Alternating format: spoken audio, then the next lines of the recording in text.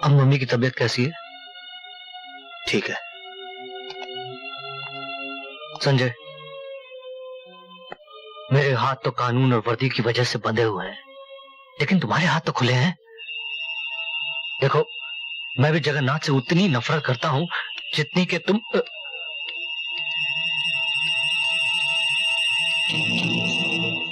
जानते हो, तुम्हारे पिताजी की मौत के बाद सारा पुलिस डिपार्टमेंट उससे नफरत करता है। मुझे खबर मिली है कि आज रात को 9:30 बजे वो होटल ब्लू पैलेस में आने वाला है। ये लो।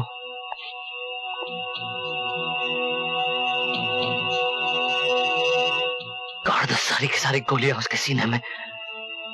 शायद एक ऑनेस्ट ऑफिसर के लिए मेरी तरफ से यही श्रद्धांजलि है, और तुम्हारी तरफ से आहुति।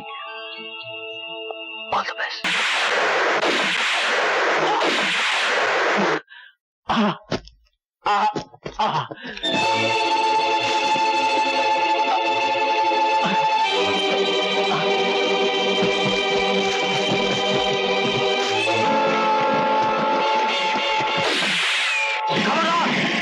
अगर किसी ने कानून को अपने हाथ में लिया तो भून के रख दूंगा। विजय हटो, विजय चलो, विजय। Hands up Sanjay.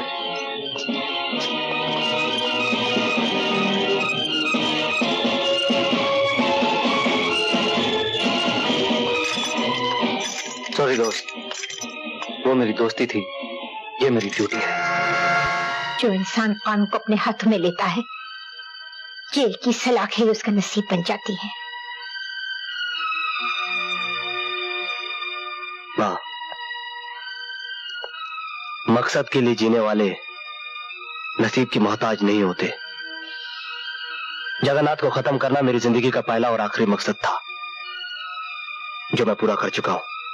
जानती हूँ, और तू भी ये जान ले, अपनी माँ से कभी उम्मीद मत रखना वो तुझे बचाने या तेरा साथ देने आएगी। हमारे रास्ते अलग हो चुके हैं। माँ,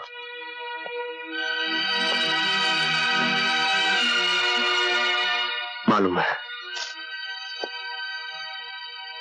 मैं अपने कर्म की लड़ाई लड़ चुका हूं।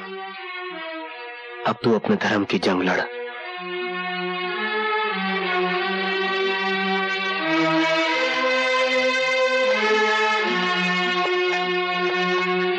माँ जी, मैं जानती हूँ माँ ने ही एक पब्लिक प्रोसिक्यूटर अदालत के फैसले से पहले अपना फैसला अपने बेटे को सुनाकर आ रही है, लेकिन मेरा विश्वास कीजिए, संजय बेकसूर है।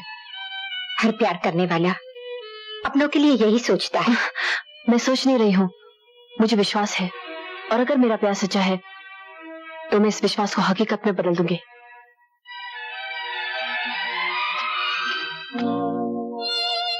संजय, तुम एक गुनहगार से मिलने आई हो? मैं गुनहगार से नहीं, अपने प्यार से मिलने आई हूँ। मेरे कर्म तुम्हारे कानून की निगाह में गुनाह है सोनम। मुझसे जितना दूर रहोगी उतनी सुखी रहोगी। प्यार का रिश्ता आत्मा से होता है। अव्वल तो मैं मानती नहीं कि तुम गुनहगार हो, लेकिन अगर कानून की नजरों ने तुम्हें गुनहगार साबित कर दिया और तुम्हें सजा हो गई, तो मैं अपने प्यार की सौगंध खाके कहती हूँ, तुम्हारी यादों से अपनी मांग सजाऊंगी और जन्म जन्म तक तुम्हारी राह देखूंगी, जब तक तुम मुझे अपनी सुहागन बनाकर घर की चौखट के अंदर नहीं लेकर जाते।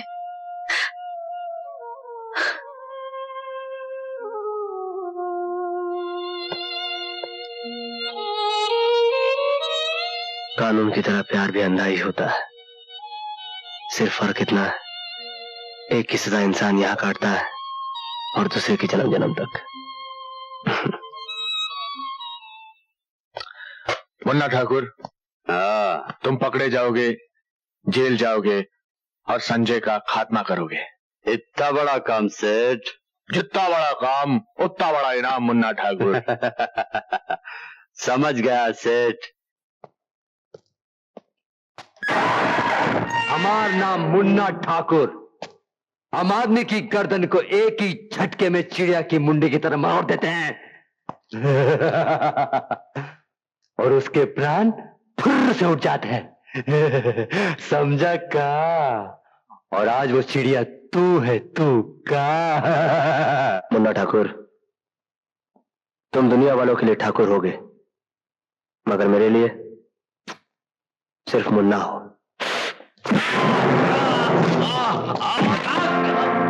चिड़िया आज ही नर्क में जाएगी और वहां नर्क के दरवाजे पर तुम्हारा वो बाप सफेद पगला सेठ जगन्नाथ तुम्हारा इंतजार कर रहा होगा।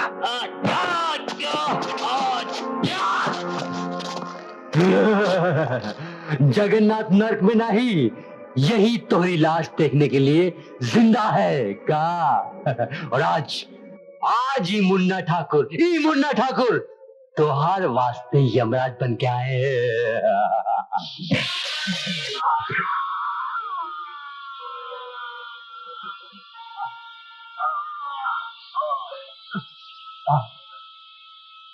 जा मुन्ने नर्क पे और वहां पर इंतजार करना अपने सेठ जगन्नाथ का। मिस्टर वफादार गुप्ता, ये तुम्हारा असली नाम है? 100% असली सर। दरअसल हमारे एक वफादार कुत्ते की मौत के बाद मेरे माँ बाप ने मेरा नाम रखा वफादार गुप्ता। नाम वफादार है, लेकिन अपनी वर्दी और ओहदे से गद्दारी कर रहे हो। मैंने क्या किया सर? तुम घर की खबरें दुश्मनों तक पहुंचाते हो। मेरे पास रिपोर्ट आई है। तनख्वाह तुम सरकार से लेते हो, लेकिन नौकरी तुम उन गद्दारों की करते हो। एक बात याद रखना गुप्ता, घर का भेदी लंका ढाता है और मैं लंका ढाने वाले भेदियों का नामो निशान इस डिपार्टमेंट से मिटा देता हूं, समझे? सर, मेरे नाम का ये निशान आप देख रहे हैं, वफादार गुप्ता, और आप मेरी वफादारी पे शक कर रहे? मेरी नहीं सर, आप मुझ पे शक नहीं कर रहे, पूरे डिपार्टमेंट पे शक कर रहे हैं सर। आप खुद अपने आप पे शक कर रहे हैं, सिर्फ इसलिए सर कि मेरी वर्दी पे ये नेम प्लेट लगी है और आपकी वर्दी पे ये मेडल। सर, मेरी जिंदगी का एक ही मकसद है, ये मेडल हासिल करना, और उसके लिए अगर मुझे शहीद होना पड़ा सर, तो मैं हंसते हंसते फांसी पर चढ़ जाऊंगा सर। मैं जानता हूं सर, सरकारी नौकरी में आंसू और जज्बात की कोई कीमत नहीं है सर, मगर एक बात याद रखना सर, वफादार गुप्ता का सर कट जाएगा, किसी गद्दार के सामने झुकेगा नहीं सर। अब आप जो चाहे मेरे साथ सलूक कीजिए सर, चाहे मुझे जान से मार दीजिए सर, और चाहे मुझे छोड़ दीजिए सर। ठीक है, मैं अभी इस रिपोर्ट पर कोई एक्शन नहीं ले रहा हूं, तो मैं सिर्फ वार्निंग देकर छोड़ रहा हूं। पर एक बात याद रखना गुप्ता, सरकार वफादारी के लिए वफादारों को मेडल देती है और मैं गद्दारी के लिए गद्दारों को गोली मार देता हूं, समझे? You can go. Thank you sir.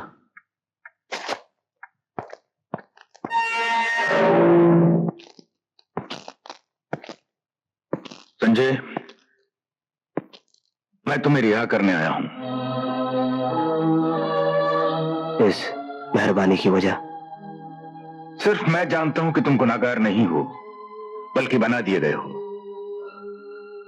मैं अपनी जिम्मेदारी पर तुम्हें छोड़ रहा हूं, ताकि बाहर जाकर तुम अपने आप को बेगुनाह साबित कर सको और असली गुनाहगारों को सजा दिलवा सको।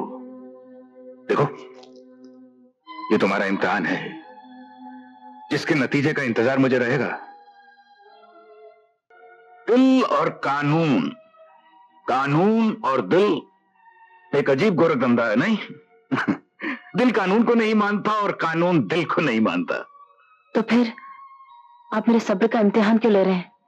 बेटे, मैं नहीं, तुम्हारी मोहब्बत तुम्हारा इम्तिहान ले रही है, क्योंकि जिंदगी के सफर में तुमने पहला कदम रखा है और मैं तजुर्बे की आखिरी मंजिल पर खड़ा हूं। तुम तो सिर्फ कह रही हो कि संजय निर्दोष है, लेकिन मैंने तो उसे रिहा भी कर दिया है। ओ डैडी! साले ड्रग्स बेचता है, ड्रग्स बेचता है तू। साले मत मारो, मुझे मत मारो, मैं आप जो कहे करूंगा, मैं आपके काम आऊंगा। मेरे काम आएगा, बेटा, मेरे काम आएगा। Inspector Sonam, commissioner of police दुर्जन सिंह पुलिस की ड्यूटी के अलावा और भी बहुत सारे काम करते हैं, आप तो जानती होंगी। क्या बकवास कर रहे हो तुम? I understand. जब पुलिस कमिश्नर ही अंडरवर्ल्ड के लोगों के साथ मिलकर गैर कानूनी काम करे और अपने ही घर में गैर कानूनी सामान रखे, तो एक ऑफिसर को तो यह बात बकवास ही लगती होगी। I understand. अगर ये इन्फॉर्मेशन गलत निकली तो अपने रिवॉल्वर की पहली गोली आप मेरे सीने में उतार दीजिएगा, लेकिन अपनी वर्दी के फर्ज को तुम्हें आज ही निभाना inspector Sonam. All the best. Bye.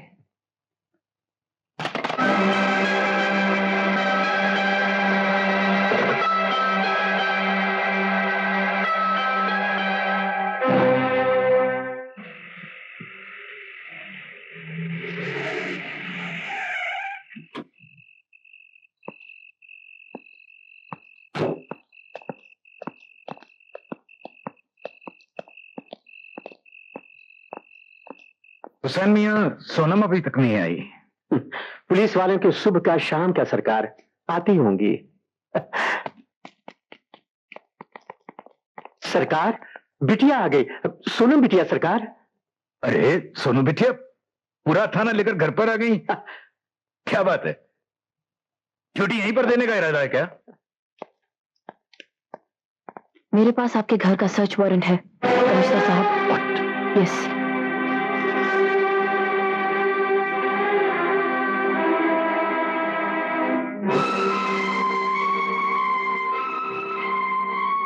Carry on. Thank you. तुम इधर जाओ, तुम ऊपर जाओ, चलो जल्दी करो। पागल हो गई है, दीवानी हो गई है। ऐसी बातें न देखी गई न सुनी गई। बेटी बाप के घर की तलाशी लगी। हुसैन मियां, इम्तिहान का सबक देना बड़ा आसान होता है, लेकिन हकीकत में इम्तिहान देना बड़ा मुश्किल होता है। शायद मुश्किल इम्तिहानों से गुजरना ही मेरी जिंदगी है। इंस्पेक्टर, चौक से तलाशी लो, घर का कोना कोना तुम्हारा देखा हुआ है। सर,